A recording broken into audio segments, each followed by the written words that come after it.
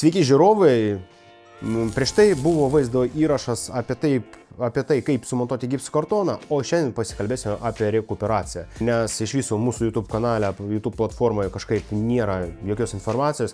Aš pasidalinsiu būtent tą informaciją, kokius sprendimus priimame mes, kaip atrodo viskas objekte ir pakalbėsime aplamai. Ir pakalbėsime bendrai apie visą rekuperacijos sistemą.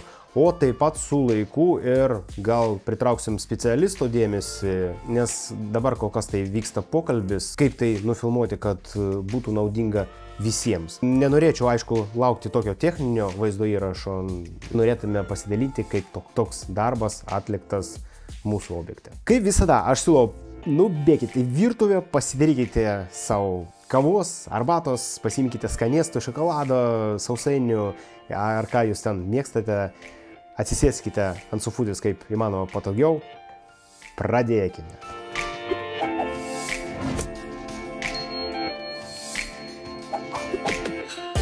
Kamgi reikalinga rekuperacinė sistema? Pasikalbėkime.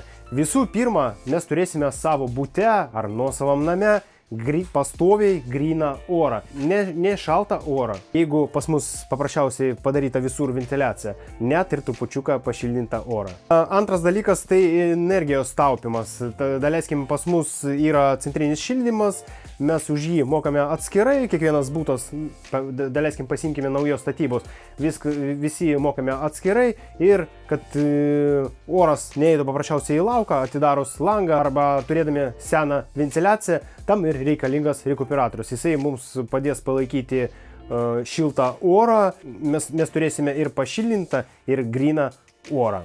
O taip pat ir verta pakalbėti apie drėgmę. Patalpos drėgmė yra skirtingų variantų rekuperacinės sistemos, mes tuoj pasikalbėsime, ten plokštelinė arba rotacinė. Bet, daleiskim, pasiėmus rotacinę sistemą, rekuperatorius paprasčiausiai jums padės palaikyti drėgmę patalpoje. Aš nekalbu apie tai, kad mūsų patalpa bus labai drėgna, net 70% ar net ir daugiau. Paprasčiausiai rekuperacinė sistema mums padės palaikyti ir drėgmę mūsų patalpoje. Jeigu mes vėdinsime patalpą atidarus langą, paprasčiausiai žiemos sezono metu mes turėsime savo bute sausų orą. O rekuperacinė sistema mums padės, kad tokių dalykų neatsitiktų. Kur reikia montuoti tokią sistemą? Aš jums nepatariu, jeigu jūs turite seną statybą, kur yra sovietų tų laikų blokiniai namai, nes ten mes už šildymą mokam paprasčiausiai bendrai, tai pasakykime, visi drauge, visas namas, sumeta ten pinigėlių, kiek turime sumokėti ir mokame. Bet jeigu mes turime būstą A klasės, A+, A++, mums visiems neverta paprasčiausiai išmesti pinigų ir naudotis langu, kad vidinti patalpą. Į tą patį seną būtą paprasčiausiai mes ir neturime vietos, kur jį sumontuoti, nes nuo grindų iki lubų kažkur tai atstumas 2,64, o visą rekuperacinę sistemą užima, aišku, vietos. Net ir jeigu jūs surasite vietos, kur jį sumontuoti, ten, nežinau, kažkur tai yra tamburas arba tamsusis kambarys ar dar kažkur tai kažką, tai jo tokios didelės naudos kaip ir nebus. Tik tai, kad jūs nesausinsit savo patalpą ir turėsite, aišku, pastoviai gryną orą. Visa kita šiaip, jeigu sena statyba, taip ir gal neapsimoka. Jūs galite atsidaryti langą, investuoti tiek pinigų, paprasčiausiai, jūs paprasčiausiai juos nesugrąžinsite. O naujos statybos, daleiskim A klasės, A+, verta montuoti tokią sistemą, nes mes galėsime taupyti energiją. Ir labai apsimoka. Dažniausiai senai statybai užtenka, kad ir galima atidaryti langą. Pakalbėkime apie tokius objektus, kur galima būtų sumontuoti, o kur nelabai. Nes daleiskim yra tokių objektų, kad paprasčiausiai nėra vietos iš viso, kur sumontuoti tą rekuperacinę sistemą ir tas namas nepritaikytas.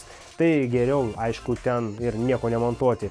Yra dar tokia išeitis, kad per sieną mes galim sumontuoti tokią atskirą rekuperacinę sistemą, jos kaina ten 300–450 eurų, bet apie ją kol kas tai jokios informacijos neturiu. Norėčiau gal bendrai pasikalbėti grinai apie tokią rekuperacinę sistemą, kurią šiandien pasirinkome mes į mūsų objektą. Bandysime būtinai su laiku pritraukti ir profesionalų dėmesį, vyksta pokalbiai, bet kol kas tai nieko neaišku.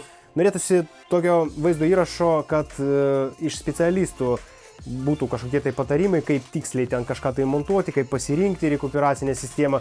O šis vaizdo įrašas tokia bendra informacija, kaip iš viso pasirinkti, gal kokių tipų yra ir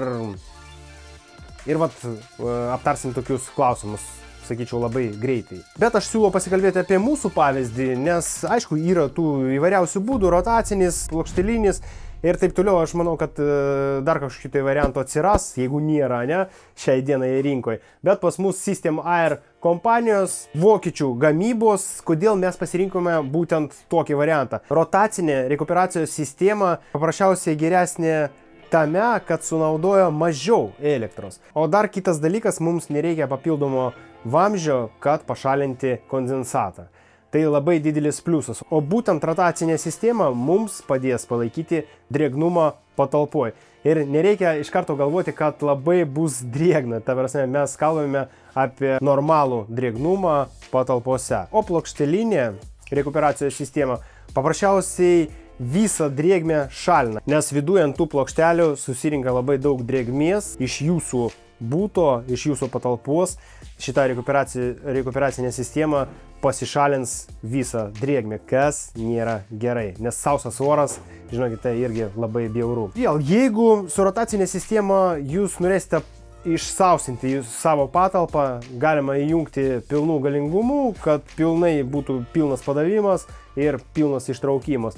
Mes iš karto galim sumažinti drėgmę, jeigu to vdruk prireiks. Kodėl aš iš viso pradėjau šiandien kalbėti apie rekuperaciją, nes niekaip nepabėgsi, naujų statybų paprasčiausiai kiek yra būtų, vis tiek bus reikalinga rekuperacija. Bet kas mane būtent domina ir aš šiandien norėčiau pritraukti ir jūsų dėmesį, gal ir yra tų pačių specialistų, kas galėtų ir pakonsultuoti arba papasakoti dar daugiau, nes visi kaip vienas atsakinėja, kad į tokią rekuperacinę sistemą, daleiskim, į vonią negalima sumontuoti dar ir kondicionavimą. Ta prasme, kad būtų sumontuotas ir pajungtas kondicionierius. Ir iš viso, ar toksai dalykas įmanomas, gal kažkas tai girdėjo, gal kažkas tai jau matė, ar net pas jūs sumontuota tokia sistema. Labai būtų įdomu išgirsti nuomonių. Nes logiškai mąstant, mes turim rekuperacinę sistemą, kodėlgi nepajungti dar ir kondicionierių.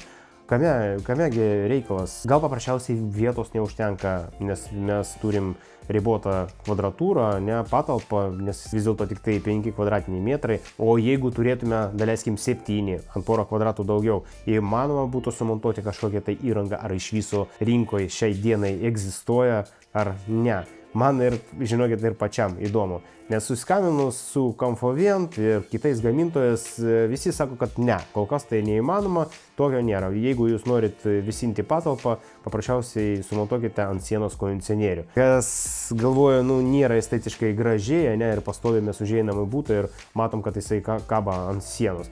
Aišku, tų vamzdžių nėra, laidų nėra, bet vis tiek tas visas prietaisas kaba. O jeigu jisai būtų viduj, vonioje, ne, ir pajungtas prie bendros rekuperacinės sistemos ir viskas valdytųsi, tai būtų idealiai. Labai įdomu.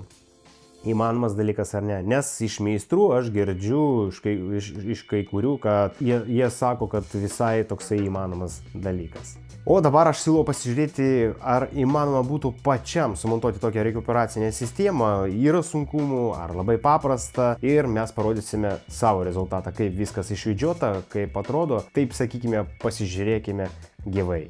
Sunkus montavimas. Yra tokių kalbų, kad ten nesumontuosi, labai viskas sunkiai, nėra čia kažkoks tai ypatingas darbas, reikia tik tai žinoti visą instrukciją ir, kažkiek tai turėti patirties. Mes tuoj su jumis apžvelgsime, kaip sumontuota viskas čia, kokie vamzdžiai buvo panaudoti. Renkant rekuperacinę sistemą, būtinai atžvelkite į tos vamzdžius, šitas vamzdžius čia numetimo, o šis padavimo, kad irgi atitiktų, kad nebūtų viskas atvirkščiai, tada labai bus viskas sumaišyta ir pajungimas bus sunkesnis, ta prasme bus bardakas. Tai šitas pajungimas labai svarbus.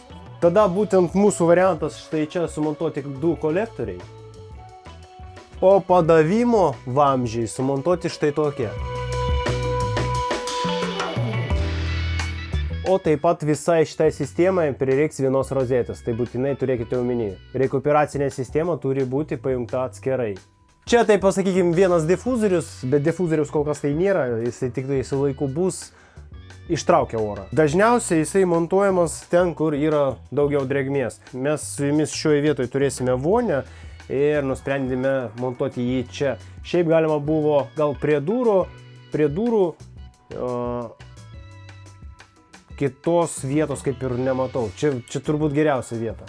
Nes ir skalbimo mašina džiovyklė bus kampe, o čia vonia. O dabar siūlau nueiti į kambarius, pasižiūrėti, kur difuzoriai sumontuoti ten. Šis kambarys miegamasis. Šitoj vietoje stovės lova ir žinokite, šitoj vietoje, šitam kambarėje, tik tai oro padavimas. Mes jį sumontavome arčiau lango ir su laiku dabar sumontuotas priglaistomas difuzorius. Kai bus viskas išdažyta, dar pasidalinsime rezultatais. O oro ištraukimo šitam kambarėje nėra. Eikime toliau. Svetainė, viskas atrodo štai taip, aš nieko nepasakosiu, kokie čia vamzdžiai antibakteriniai ir su visais privalumais ir taip toliau ir panašiai. Jo, ten mes pasižiūrėjome įvairius variantus, padarėme tokį sprendimą. O apie difuzorius galiu pasakyti, šis vienas difuzorius mums paduoda gryną orą, o arčiau virtuvės šis difuzorius sumontuotas, kad pasiimti orą. Taip pat bus pajungtas gartraukis atskirai, bet per visą mūsų rekuperacinę sistemą. Tai va tokie sprendimai atrodo štai taip. O užeinant į butą mes turim dar vieną difuzorių pasiimantis orą. O čia pavadinkime darbo kambarys ir irgi reikia vieno difuzoriaus, kuris padavinės gryną orą. O šis vamzdis po kairę pusę tai virtuvės gartraukio ir jisai nukeliauja iki rekuperacinės sistemos.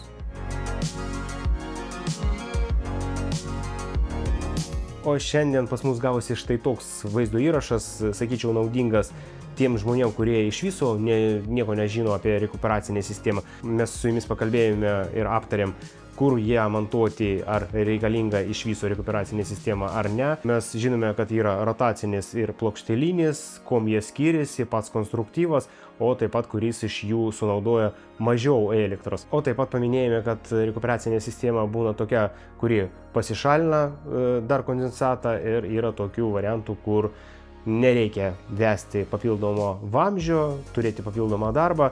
Vieno žodžio nereikalauja dar papildomų darbų su santechniniais vamzdžiais ir kondensatų šalinimu. Jeigu jums patiko šis vaizdo įrašas, būtinai palaikykite mus patiktukų, nes tikrai labai malonu, kai mes matom, kad ne veltui buvo darytas darbas, o taip pat ir siūlau prasinumeruokite šį kanalą, kad gauti iš mūsų dar daugiau naudingos informacijos. Labai tikiuosi, kad šis vaizdo įrašas jums labai patiko. Nuo savęs nuoširdžiai linkiu labai daug laimės, sveikatos, supirinių remontų, gero vidinimo.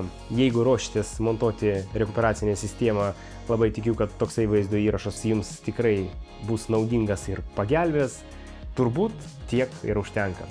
Nepamirškite kito vaizdo įrašo, nes mes su jumis pasimatysime jame. Viso, čiau, sėkmės, iki sekančio.